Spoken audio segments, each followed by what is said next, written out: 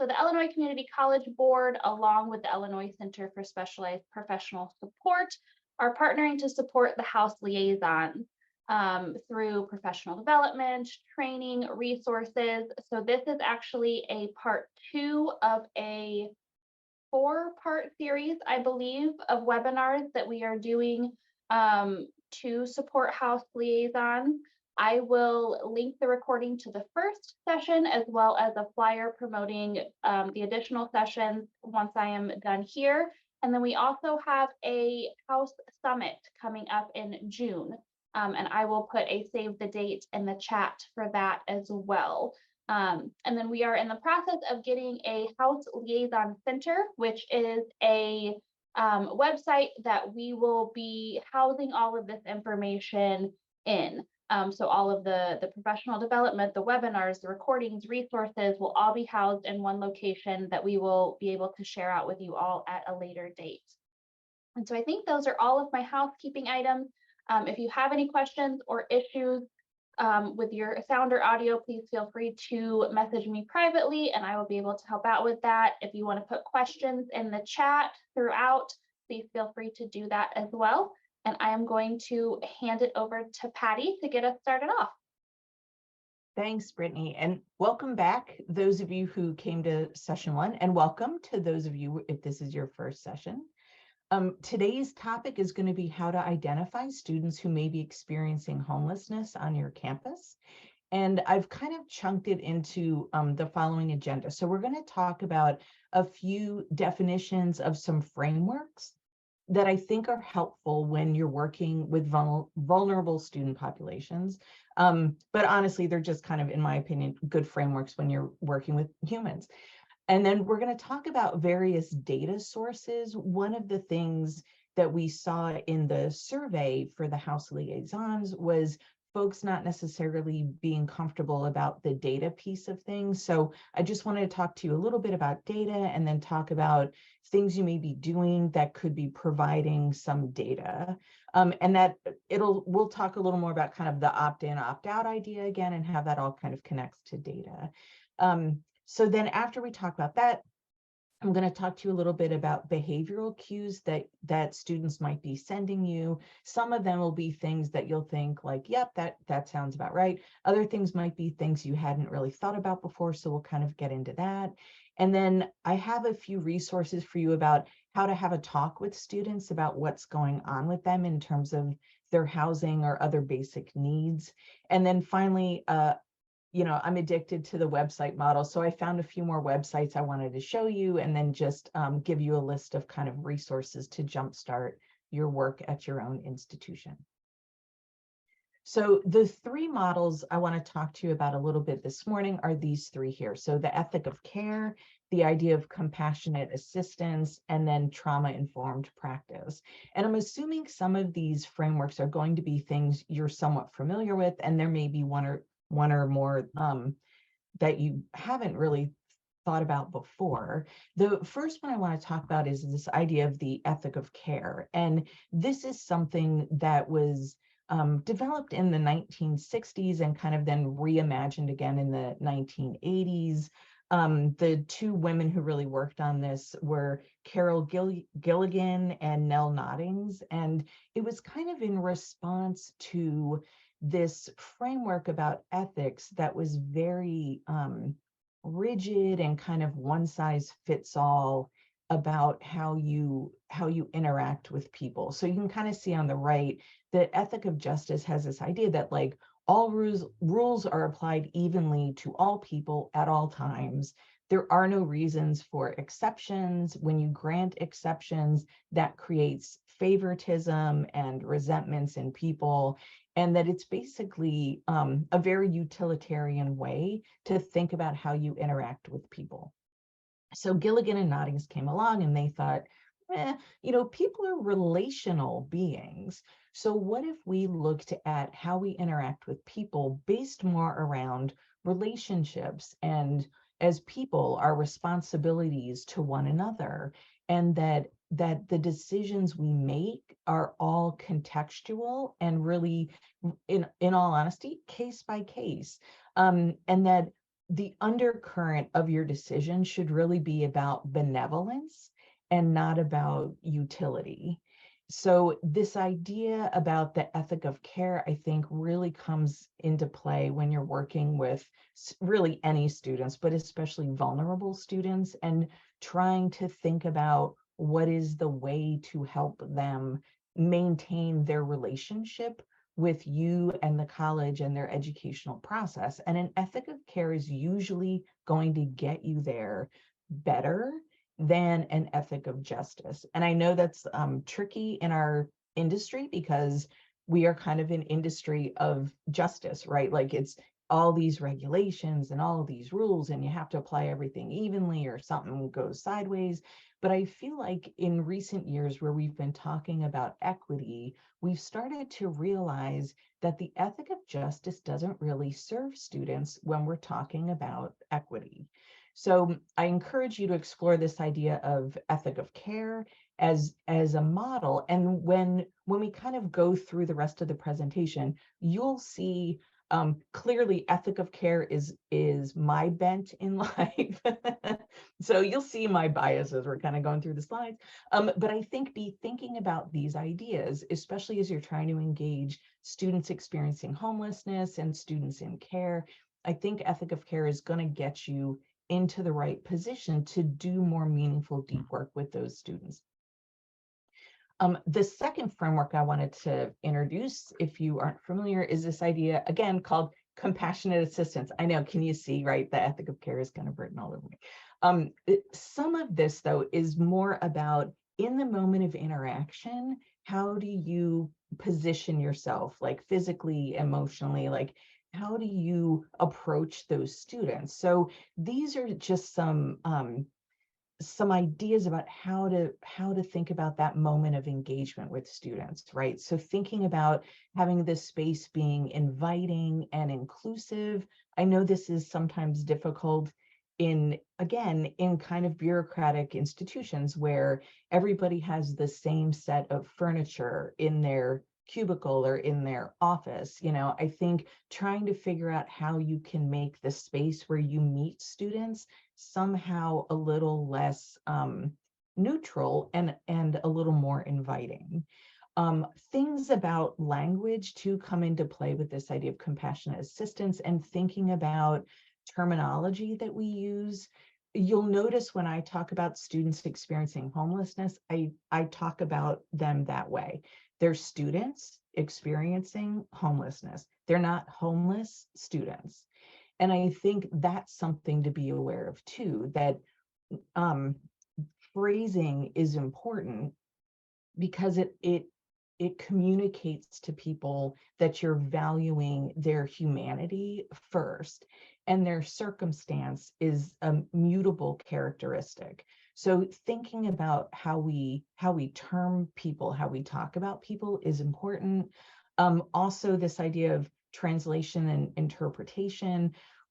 If you have materials and you need to put them into languages other than English, think about how to have somebody actually interpret those documents into those other languages instead of using a robotic translation of those. I think at this point, most of us have had at least some moment where we realize that the translation does not really make it. And I think, again, this is the idea about compassion, right? That you can demonstrate this compassion and care in how you're communicating with students.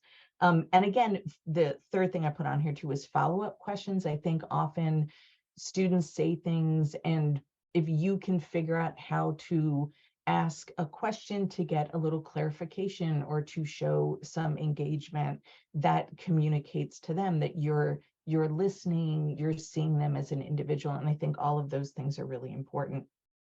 And then these next 2 points are basically this idea about navigation that we talked about last time, that as a house liaison, you have a few buckets that you're dealing with. So one is kind of subject matter expertise, and the other one is about navigation. So these next 2 bullets are really about navigation. So when you're meeting with students, be thinking about what are some referrals you're likely to need and have those ready so you're not rummaging around looking for those resources. And then nobody knows better than the folks who work in these organizations the kinds of barriers that we tend to erect for students. So you know your organization's barriers. Make sure you're able to explain to the student how to navigate around the barrier and what they should do if they encounter a barrier that they just can't get across. So it'll probably be to come to you, and then you will navigate them to another human who can help. But still, like these two pieces around next steps in terms of referrals and in terms of anticipated barriers, I think are also ways you communicate compassion. And then finally, for you as the liaison, and I know this is hard because, again, on the survey, we saw how most of you are doing this as a small piece of an already existing large job. But my best advice I can give you is don't book your appointments back to back. Doing this deep work with people, you need to have time to debrief, decompress, kind of think about the experience and kind of offload those experiences. So try to build some time into your schedule. Again, I know it's difficult. I know I feel like everybody does not have enough staff to get everything done that we're trying to get done, but to the extent possible, try to create that space for yourself in this work. And then finally, trauma-informed practice. So on the screen here, again, these are kind of the key features for trauma-informed practice, that we create safety in our spaces for students, that we tell the truth and we're transparent, and that builds trust, that we use peer support where we can and where it's appropriate, and that we provide training for those peers and resources for those peers, that we do our work out of this spirit of collaboration, and we recognize kind of our mutual interdependence, and that we think about, again, this idea of navigation. You're the subject matter expert in your pocket, and then trying to figure out, like, who can I collaborate with, who are allies in the work, who are departments that may not be allies yet, but you are going to need to collaborate with those people and kind of build these rich networks for all of your students, but especially for students who are experiencing homelessness or students in care. And then these next two pieces too, I think, kind of go back to our earlier ideas, right? That, like, what we want to provide for students is actual empowerment, and that comes through choices, that students are able to make choices about their own lives, about how they engage with services, about which services they choose to engage with, about how much they disclose, like all of these pieces, I think, help students to recover from trauma and to build a sense of security and empowerment. And then finally, considering cultural, historical, and gender issues as they relate to our society, to the barriers, to how we access resources, to who gets to access resources.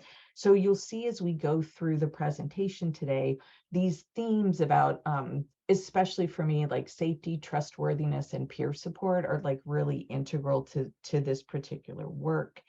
And when you come at the work using a trauma-informed practice approach, it acknowledges kind of the bigger, complete picture of the student's life, instead of kind of focusing in on, like, what is the problem to be solved. Instead, it's looking holistically and having a understanding of how the student has gotten to this place, how you can avoid re-traumatization. These are all really important pieces in doing this work and doing it well.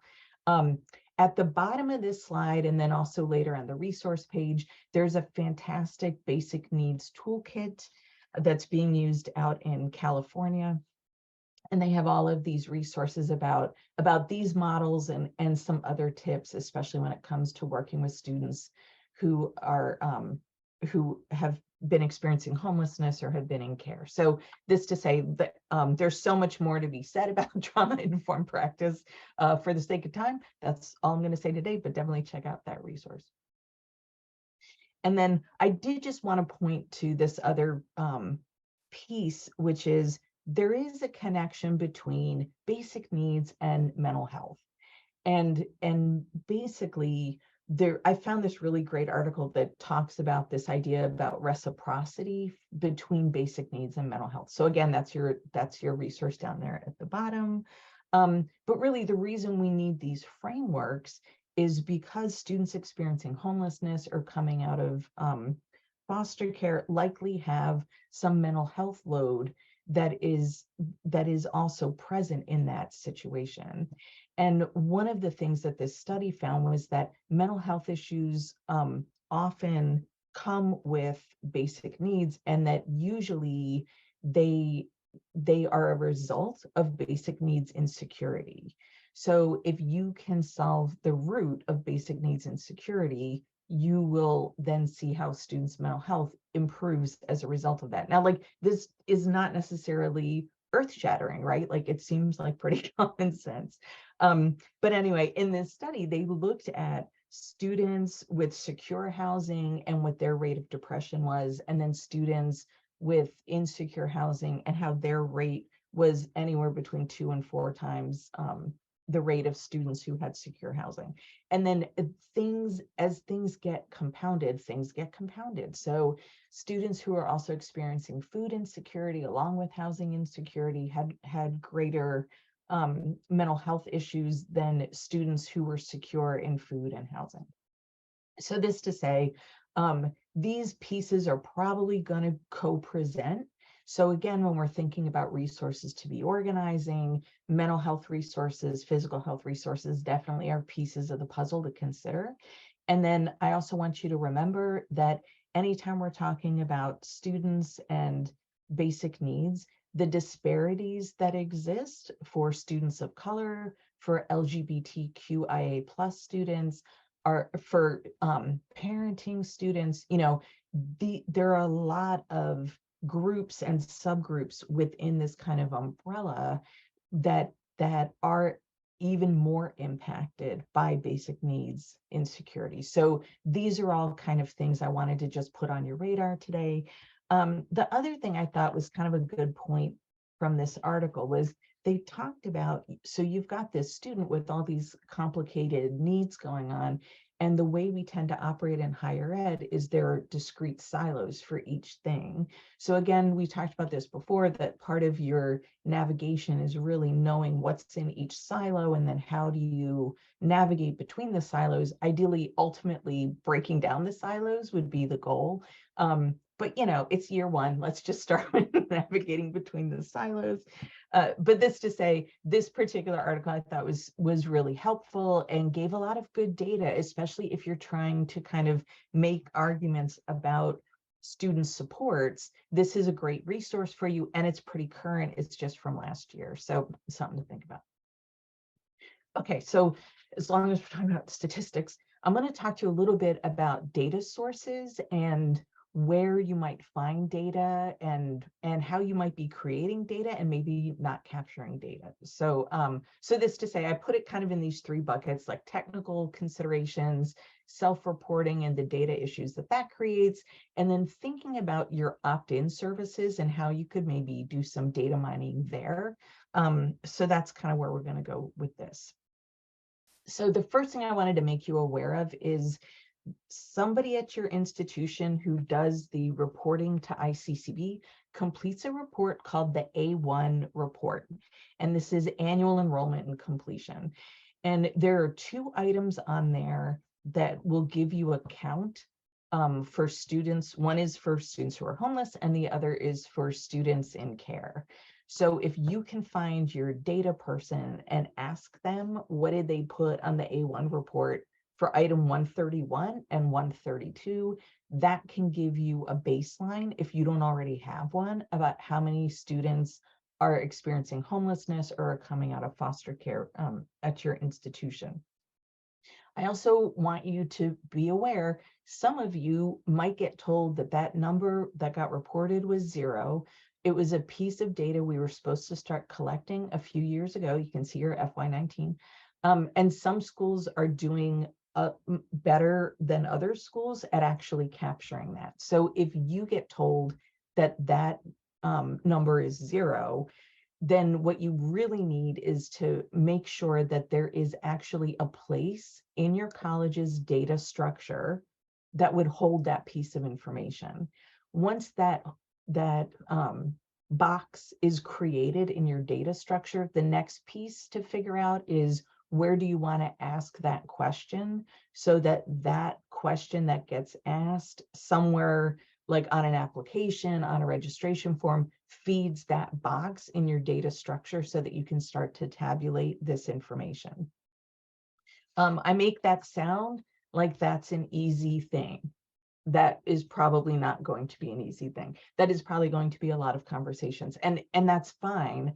I think what you need to make sure of is that there's a place for that data to live in your data structure. If you don't have a place for that piece of data, you will forever be stuck trying to hand track this data on a legal tablet in your office. That's not what we're shooting for here, right? Like, we really have you out there as liaisons to really help, frankly, the state get a handle on how many students are experiencing homelessness at our institutions and how many students are coming out of foster care. So again, it's probably going to be a conversation, and you're up to the task. Now, again, when we think about data flow, these are kind of, in my mind, the various points where you could maybe be inserting pieces to ask questions about students and their housing situation, other basic needs, whether or not they're coming out of foster care. So I imagine the first place where you could theoretically ask this would be on your organization's application. The issue with the application for capturing this piece of data, in my opinion, is that students tend to only do an application one time, and a student's status in terms of housing can change day to day, semester to semester. So I wouldn't necessarily advocate that application is the best place to ask that question. We do know that in financial aid, if students are completing a FAFSA, there are questions on the FAFSA. There are also some issues there about kind of this wall between what information can actually be disclosed to the institution from the FAFSA per se. So you may be able to know kind of an aggregate of how many students checked the various boxes on the FAFSA, but in terms of more useful information about, like, I need to know which specific students so I can do outreach, my understanding is that piece of data can't really cross that wall. So for those reasons, the places I would really put for actual questioning of students about their status would be in advising appointments and then on a registration form. And again, advising appointments ideally are happening frequently. So even if worst case scenario, it's once a year, that's okay. Like, I'll take it. Ideally, it's twice a year, maybe 3 times a year. If students are maybe looking at advising for fall and spring and summer session, if you can kind of script your advisors to ask that question as part of the kind of check-in questioning, and then again, making sure there's a place in your data structure to hold that answer, so that you don't just have advisors out there with little half sheets of paper with a box checked. That's not what we're shooting for. So advising to me is one place where you could potentially get that piece of information. The other place, though, really is whatever you're currently using as a registration form, whether that's an electronic form or if it's still partially a paper form that gets entered by somebody manually later down the line. Again, because your housing status, like some others, like marital status can change, right? Or single parent status can change. So you want to make sure that you're asking for students to self-disclose on forms that they get an opportunity to do more than once a year. So that's what I would say about that. And then ideally, either through one of these mechanisms, data is being entered, then your institutional research folks are pretty much like the last stop on the train, and then they can pull that data for you, for sure, for those A1 reports, but then also if you kind of just want to do an interim report at the mid-year or some other time of year. So again, chatting with them on the front end and making sure there's a place for your data. I can't tell you how important that part is. So I know last time we talked, I have, again, a bias about opt-out services versus opt-in services, but I realize that there are a lot of opt-in services out there. So on the upside, an opt-in service gives you data collection possibilities, right? So if a student needs to complete a form to get emergency funds, or they need to complete a form to get food pantry access, or any or transportation assistance, or any of these other kinds of services that we look at, that data then again can become part of how you figure out what is going on your campus in terms of student needs. Again, put it somewhere in your data structure. One of the other things you can do with the opt-in service is now you're kind of generating these, like basically an email list of students have some issues with basic needs. If a student came to you for food assistance, they may also need transportation assistance. They may also need rental assistance. They may need an emergency fund request. So you can also then do outreach to those students. Once they've opted into one particular service, you can kind of market the menu of services to those students. And again, that also kind of generates this pool of data. One of the things I think has been like kind of a great invention with the advance of technology is how you can use QR codes now for all kinds of integrations to help folks figure out what other services they might be interested in, or how to do satisfaction surveys about the services they're receiving. There are a lot of quick and easy ways that you can kind of also get feedback from the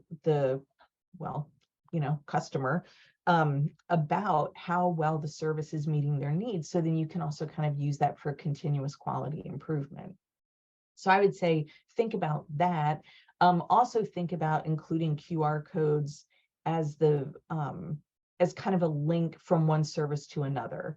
So if a student is using the food pantry, you could also have QR codes in the food pantry that say, like, do you need transportation help? QR code. Do you need mental health referral, physical health referral, dental services, like whatever the packages are that you're offering at your institution, creating QR codes so students can scan things, get that contact, and kind of keep going that way. So so I think all of those are ways to kind of think about data and mining data. And then as much as I also think about opt-in and opt-out, I also think you need to think about high touch and low touch models. So food pantries sometimes are high touch and sometimes are low touch. If it's a food pantry where it's got to be staffed by somebody, an employee of the college, or even a peer staffer, or however you organize at your institution, those are high touch. Human beings need to be in place. Human beings are then having conversations with the other humans who are using the service, right? It's a lot of communication. It's a lot of training, a lot of preparation. And it can be difficult to maintain over time. Low touch service are things like micro pantries, where you've set them out on campus, students know where they are, they come and access them as much as they need, and you put QR codes with referrals to other services. But for the most part, it's not a process that is heavily dependent on staffing, other than perhaps stocking the food pantry, or advocating for resources to pay for the things that you use to stock the food pantry. So I think for your own longevity, when you're looking at the services that you're creating, don't make everything a high touch thing where you have to be there for it to happen. Try to do a mix of some of these kind of low touch opportunities so students can access these things on their own. And then what you need to do for that is make sure that you're rolling out good, strong communication about where those low touch services are. So that to me is kind of the trade-off. But again, that I think is going to also just help you. And again, you'll probably get less data from the low touch services, but I feel like you can get different kinds of data. I would say the low touch service is more about like feedback about how did this service meet your needs. But still in all, I would say for your own longevity in this position, you're going to want to do kind of a blend of these two styles. So when last we met, we did a waterfall and I asked you about your most valuable campus resource for students experiencing homelessness. So here is what you told me. So these were some of the most valuable resources. And I thought now it might be kind of good to just have a little conversation here. If these are some of the resources that we're using, which of these resources, like what's high touch, what's low touch, what kinds of data might you be able to attach to some of these pieces and parts? So you can put ideas in the comments, especially if you recognize these. One of these ideas is the idea that you gave us last time we met. If you know there's a way, like in the, so let's say the food pantry, there may be a way that you're tracking that data about who's using it, or you may be tracking student satisfaction data instead. So if you have ideas about how you're connecting data to these resources, you can either unmute and share, or you can put things in the chat.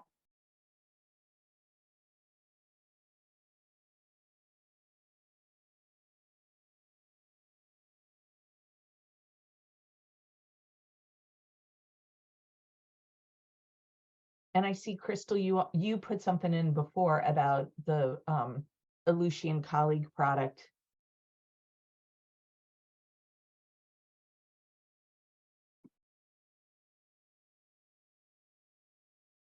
And is that, I'm assuming AMS2 is a screen? Yes, there's several screens that I use, to track for single parents when that changes homeless. So there's different screens that I use, and I thought it might be beneficial for those schools that use Ellucian Colleague to know what screen I update the homeless information at. Yeah, that's great. Thanks, Crystal. Sure.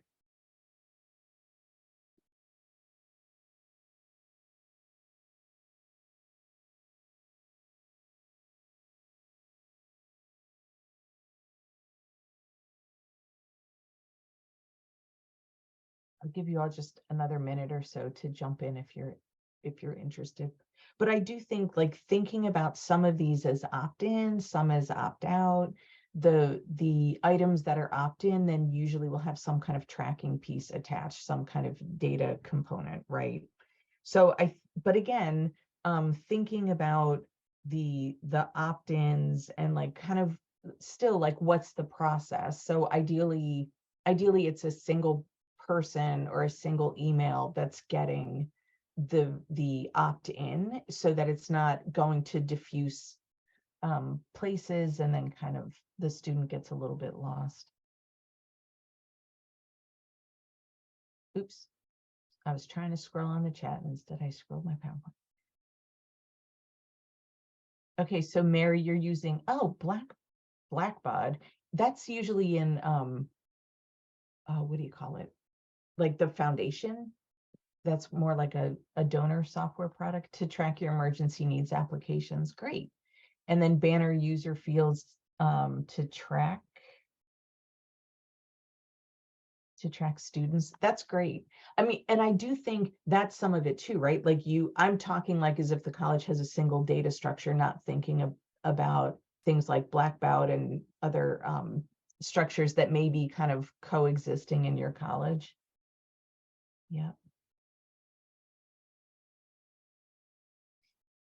Sarah, so Sarah's comment about the food pantry form, there are some great examples out there. There are also a couple I'm going to show you that have all kinds of questions. You can kind of pick your own assortment of questions from there.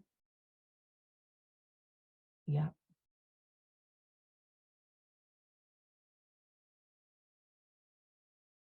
Yeah. Crystal, I think you're onto it too, right? That students are completing forms and getting emergency funding and then thinking about how to connect that back to like, did that student persist? Like, and I think if you can show that kind of data, that's also really compelling to the foundation and to other funders, right? That you can say, hey, every student who got an emergency loan was able to persist to the end of the semester, return to the subsequent semester. Yeah, I think that's a great idea. Yeah. Oh, good. And Claire had institutional research, create a screening colleague. Yes. Good, good, good.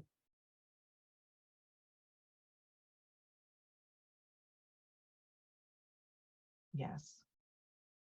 Yeah, these are great ideas. You're definitely on the right path.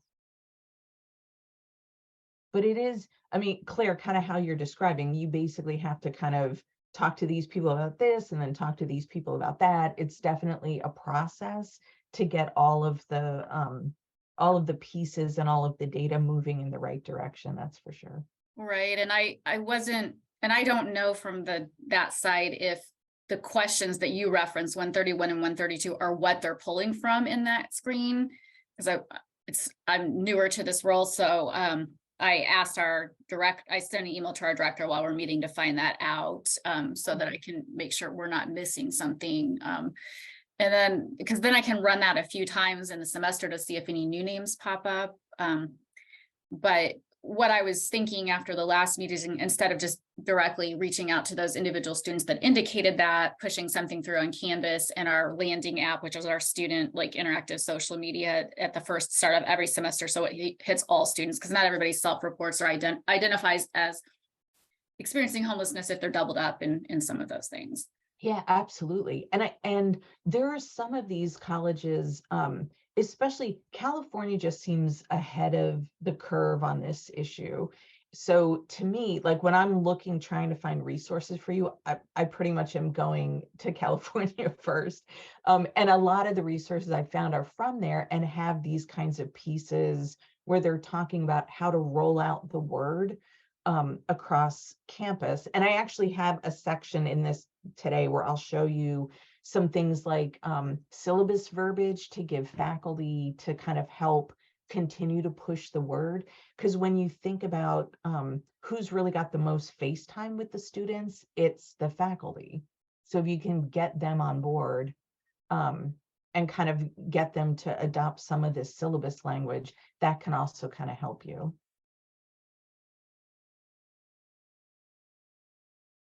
And then Sarah in the chat, Alex is going to send you the food pantry form. Okay, good.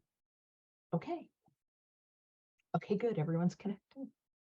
So the next part I'm going to talk about are the behavioral cues that students may be sending. Some of them are going to be things where you're going to think like, yep, I already knew that. But I'm hoping some of these other pieces, especially around faculty issues, might be things that aren't always 100% apparent. So the things that I think usually are the behaviors that we think like, oh, something's going on there, are these kinds of things, right? Like if you notice students are staying late on campus, like pretty much at the end of every day, they're the folks that are the last folks to leave the building. Or if you notice that they're staying late and sleeping somewhere in the building, that's a good indicator that they may not have stable housing. Also, any kinds of sudden behavioral changes. Again, this is probably going to come through in your Maxient system or whatever the system is that you're using to kind of track those reports about student behaviors. Connected to that, reports from faculty about lack of participation or like suddenly they're flunking a class that they had been doing all right in. And of course, things like poor hygiene. Connected to poor hygiene, also things like wearing the same clothes repeatedly, that can also be something of an indicator. So these to me are kind of like, yep, these are pretty typical what you would expect if a student were experiencing homelessness. But I also just kind of wanted to talk a little bit about how sometimes faculty report behaviors and they end up in that Maxient system, and it's really not what it's not what it looks like, right? So one of the things that I used to talk to my faculty about was sometimes when students are missing deadlines, especially like those courses. We saw this a lot during the pandemic when everything moved to online, and kind of typical best practice in the online world is assignments are due at midnight on Sunday. um, Midnight on Sunday works fine if you have a, you know, a home with reliable internet access and reliable access to computers, etc. Midnight Sunday doesn't work so good if you are a student who's homeless and using the public library or the college's library to get your assignments done. In that case, most of those kind of public access points close down around noon or 1 on Saturday. So really, for this group of students, their deadline is really noon on Saturday, not midnight on Sunday. So one of the ideas that one of the things you might see is that students who are kind of regularly missing that midnight deadline, that could also be an indicator. And I also think that's one of the push points, I think, when you do your training with faculty, to talk to them about moving that deadline. So either make it 5 o'clock Friday and everybody basically gets it done by the end of the week, or make it 5 o'clock Monday. You know, most faculty are not going to be up in the middle of the night grading the assignment. So does it do any harm to basically move that deadline from midnight to, you know, later in that actual day? So that's something to consider. Also, students who are coming late to class, students who are falling asleep in class. Like, again, often these behaviors end up getting reported to whoever is in charge of discipline at your institution.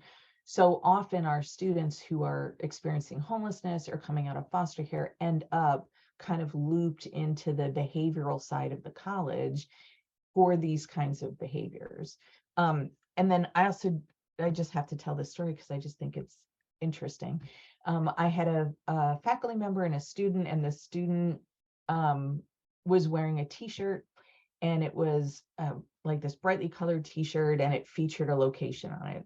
And the faculty member and the student had kind of tussled a little bit with some power struggles before, and the faculty member thought like, oh, I'm going to extend an olive branch. Like, I've been to that place on your t-shirt, and started talking to the student about the t-shirt. And the student just kind of stared at him like, you know, like he had no frame of reference for what this faculty member was saying. And the faculty member took that as a kind of an escalation of the act of aggression, you know, that like here's this teacher trying to extend this olive branch, and the student is not responding. And like this ends up, you know, as a concern in my office as a dean.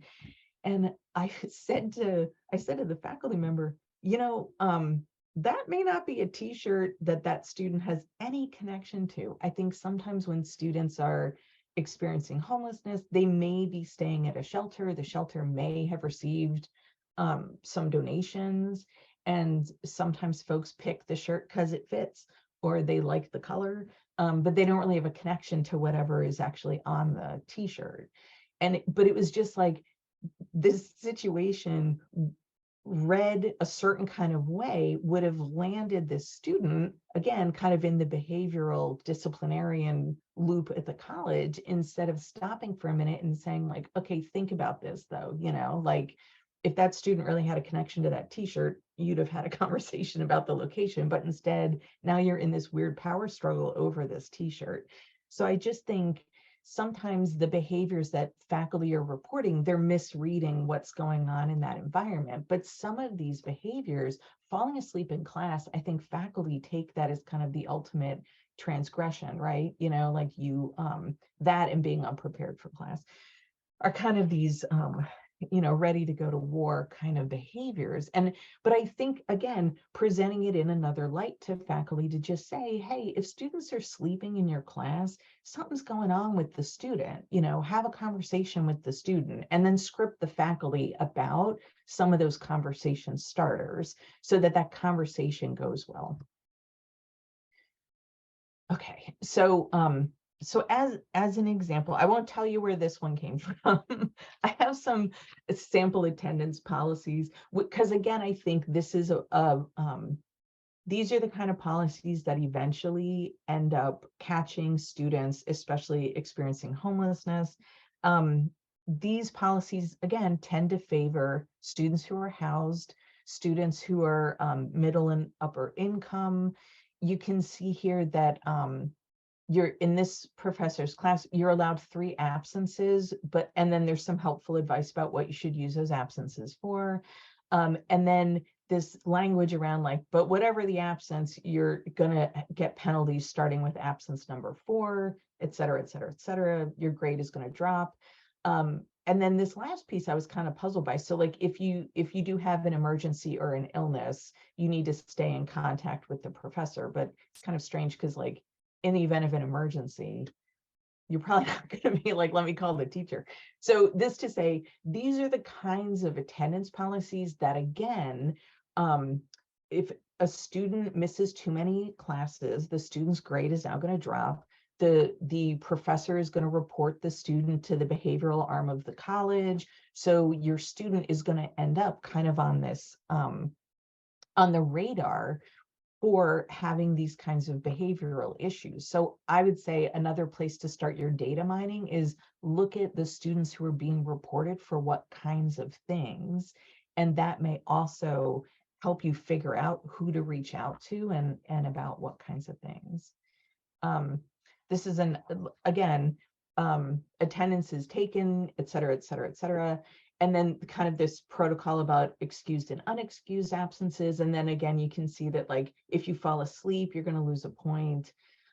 If you're in class, but you're not participating, you lose 2 points, and it just kind of goes off the rails from there. So again, these are the kinds of policies that impact student success and grades. And I don't really think they inspire students to engage in the behavior the professors are hoping to encourage. So I think like these are all pieces and parts that kind of feed that, again, like the behavioral arm of the college, students who are getting reported for not attending, for unexcused absence, for falling asleep, for not participating, they're going to end up in your Dean of Students database. But I think that's the place to start data mining and think, you may be landing here for reasons that are different than how they're presenting. Okay, so this next section, let me check. Yes, Claire, yes. That if you were a student and that was on the syllabus, you would be thinking, wow, you may not be the friendly ally I was hoping to find when I came here. Yes. And again, I think some of it is just kind of like an old way of thinking about who the students are and what our role here really is, So hopefully this next piece will kind of give you a couple of tools about how to work around that. So, I'm a huge fan of plain language, as we've discussed before. So when you're trying to have students disclose, try to just use plain language when you're doing it. So again, on the right, samples of bureaucratic language. This I usually see most often on websites where you're trying to explain to students using the McKinney-Vento language itself, right? So like, did your high school district liaison determine that you were an unaccompanied youth who was homeless, self-supporting, Did the director of an emergency shelter or transitional housing program funded by the U.S. Department of Housing and Urban Development? Like, oh, can you seriously, don't. And if your website says that, try to back that down. Because again, here's what you're actually trying to find out from students, plain language. Do you ever need help finding a place to stay, right? Like imagine a little do you ever need help finding a place to stay? Here's how. Here's a QR code, scan this, it'll take you to the resources, right? Like, does your current home meet your needs? Do you need help paying rent or your bills? Or just when you're with a student, I know you can often tell by the student's affect if something is not exactly okay. So I think sometimes it's okay to just say to people, are you okay? Do you need help? So I think these kinds of plain language questions, the ones at the bottom, I think, about like, do you stay the same place every night? Is this temporary? Tell me about where you live. Can you stay there as long as you want? There are a lot of ways to just kind of get at what you're trying to get at. But all of this helps students understand that you are reaching out in your ethic of care, right? And then how you kind of go about doing it. A lot of the resources will tell you things like, have granola bars in your office, keep little bottles of water in your office. If, again, because students who have basic needs in security usually have more than one basic need scenario going on. So, to ask a student to talk about housing when they haven't eaten all that day and probably have one heck of a headache, it's like, if you can help take care of some of their physical needs, they'll be able to kind of engage a little better in some of these conversations. So I think kind of, as you're approaching the student, you can soften your approach with some of these kind of tools of care, right? Like granola bars. And then if you want to actually create a script that you could give to faculty or you could give to counselors or advisors, again, California has a couple great options for you. So this first one from Ventura, it's actually got a pre and post survey for students so that they can kind of gauge the impact. We were just talking, right? Like, what's the impact of these interventions in terms of the students' situation. So that I thought was really great. But the questions that they ask students, again, it's plain language, and you could easily pick a few from there that could be kind of your 3 intro questions that you just want advisors to ask every semester, or you want counselors to ask, or you want faculty to ask if they suspect something's going on with a student, or you can use that language in your marketing and your posters. So that I thought was really great. California State University has a much bigger project going on about basic needs for students. They've been doing heavy research into this area for several years. And this particular document actually includes questions to ask employees as well as students. And the employee questions are more around recognizing signs and symptoms and referring students to resources.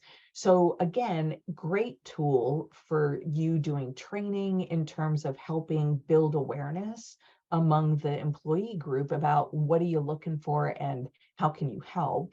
So I thought that was really great. And it does also have a section about food and housing insecurity questions for students. So again, all of these pieces you can kind of cull through and pick the pieces and parts that you would like to enjoy in writing your own script. And then when it comes to rolling out information, these are kind of the different pockets of folks who can help you move things out there, right? So advisors and counselors, student government, again, coming back to this trauma-informed practice idea of using peer-to-peer to get information out there, thinking about how to use your website and social media and how to use those pieces to connect students more immediately to the resources. Using high traffic locations on campus. I'm going to tell you about a project that I worked on at my last institution, and the high traffic location idea was central to the success of that. And there are easy ways you can figure that out. Some of you are probably sitting there and you probably already know the high traffic days and times and areas of your campus. If you don't know and you are a colleague school, there is a way that you can run a room utilization report, and then you can see the most used classrooms in campus across campus. So that's what we did to figure out the high traffic locations. And then we put promotional materials in those hallways, in the bathrooms, in the high traffic areas, on the window clings, on the classroom windows in the high traffic areas. So definitely think about the the high traffic locations and putting marketing pieces there.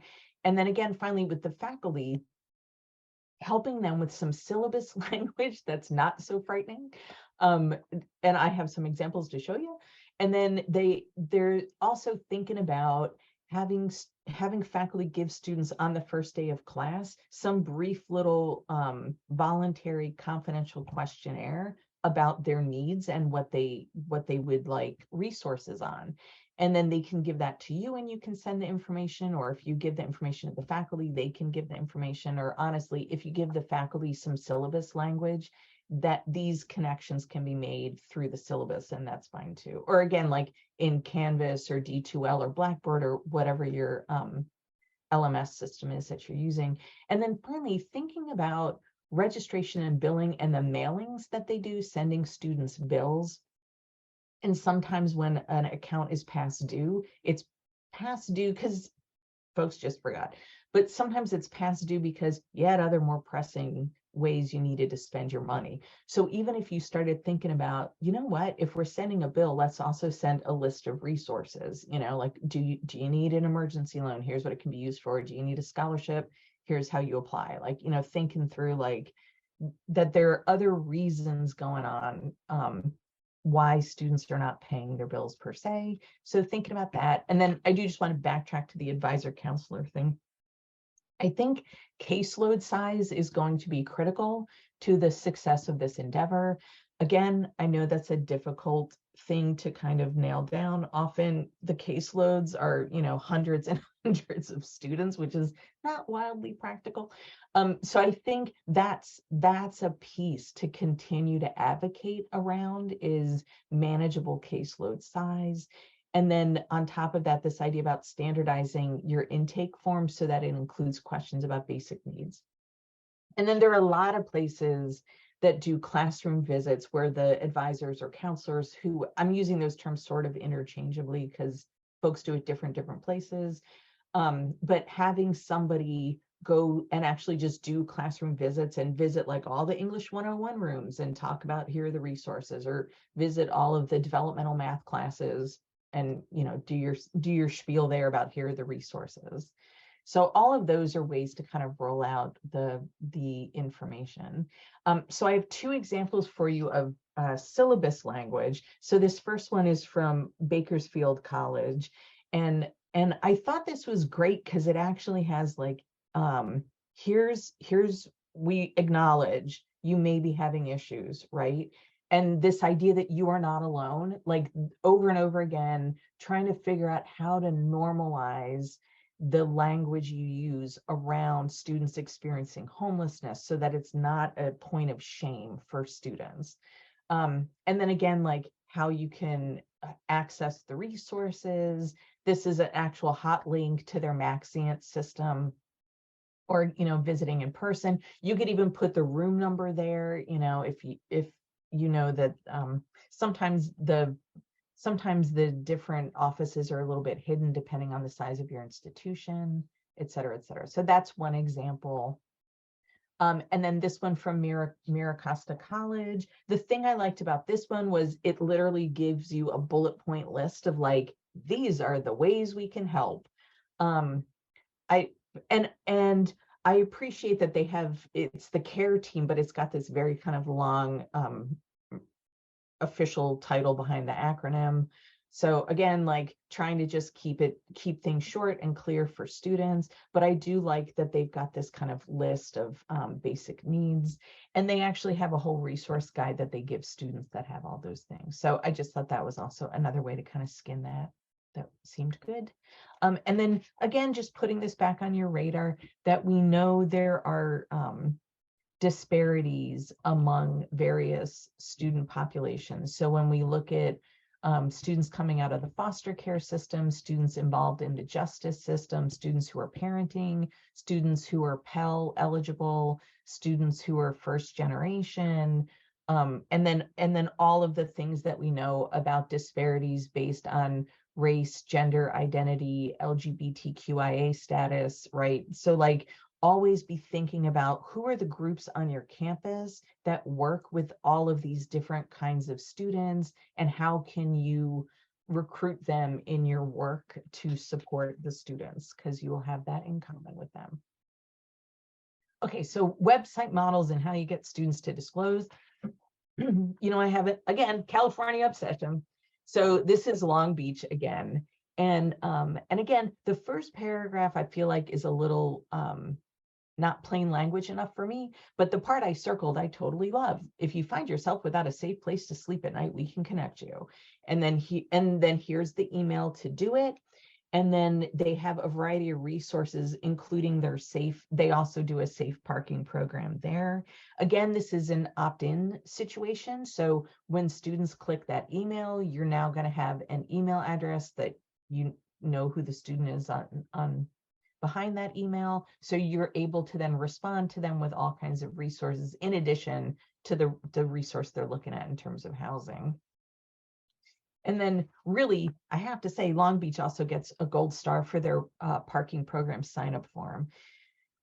Earlier, when I was talking about trauma-informed practice and transparency, this is a great example of transparency. So this green arrow on the left has the rules of the road. To enroll, you have to be enrolled in classes, and you have to be an independent student with no children or spouse sleeping in the vehicle. And then over here on the right, they then ask you, do you have anyone sleeping in the vehicle with you? Now we've been transparent about what the rule is. And now here's the part where you tell us yes or no.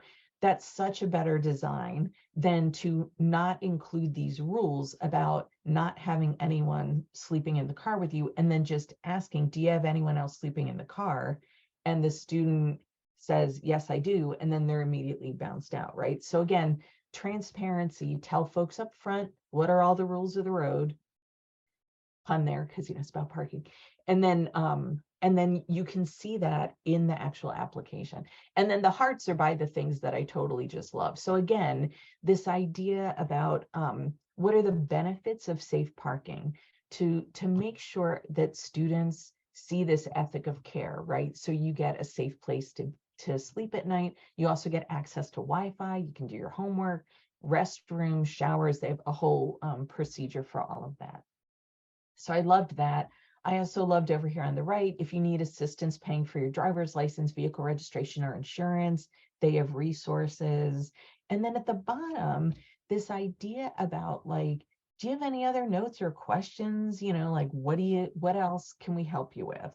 So I just love all of those pieces, that it really, to me, is a great example of trauma-informed practice. How safety, of course, like we've got this safe place to be, but again, trustworthiness and transparency, these pieces over here where you're asking about other questions or notes, I feel like really kind of resonate with empowerment, choice, collaboration, mutuality. Like, I feel like this really hits all the notes for me when I'm thinking about trauma-informed practice. And then again, our friends at Northeast Texas, this to me is like the new high watermark for language about food pantries. My all-time favorite. So again, this is an opt-out language piece. So you'd have to think about how you would attach data in ways that are voluntary.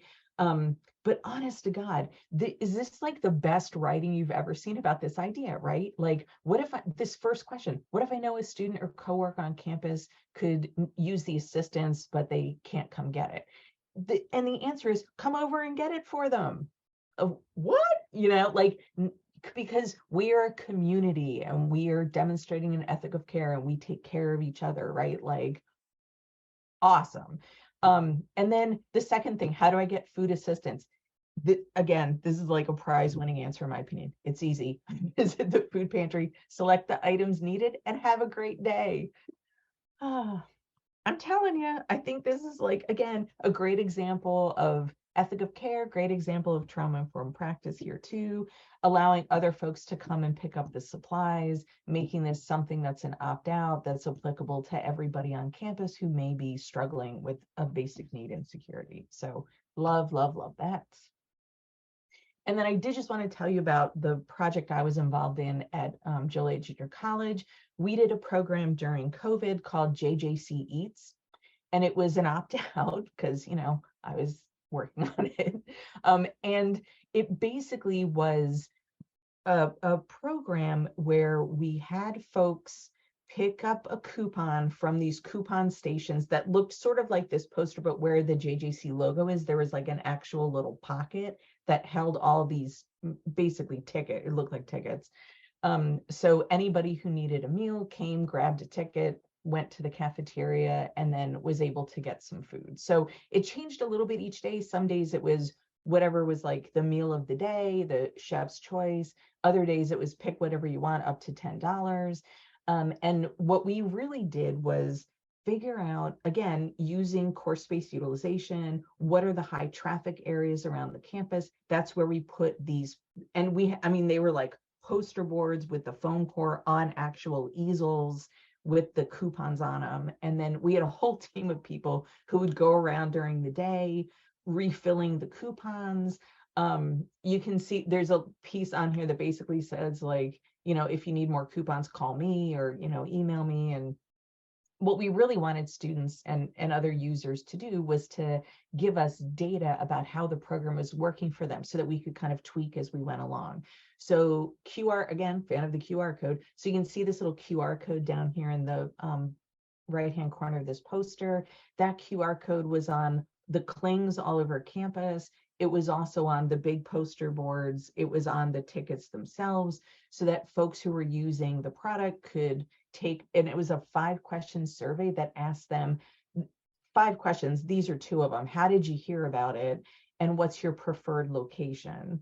A lot of the research talks about having resources in places that are kind of private for students, but then that gets kind of challenging because you want to make sure students can see the resources, et cetera, et cetera. But I thought this was really interesting that, like, most students really heard about the project by walking by these giant posters, even though our initial reaction to everything, I think, is like, oh, we'll put it on iCampus, or, oh, we'll send an email.